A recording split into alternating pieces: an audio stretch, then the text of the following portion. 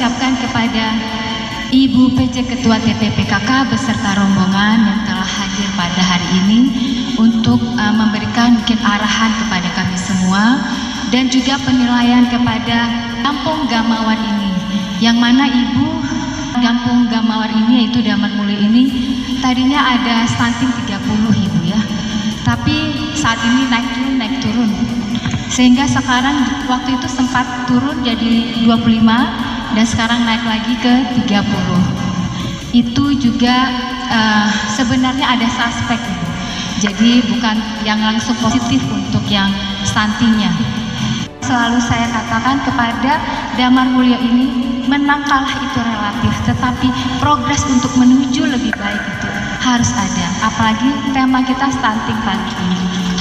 Dan insya Allah dengan gerakan ini kita akan terus membina ibu dan akan terus mencapai 0 untuk stunting.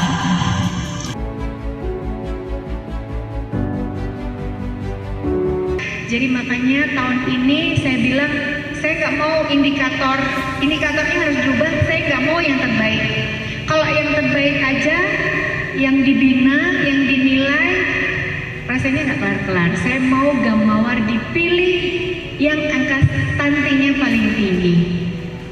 Bukan untuk menang-menangan, tapi pembinaan, sentuhan, perhatian.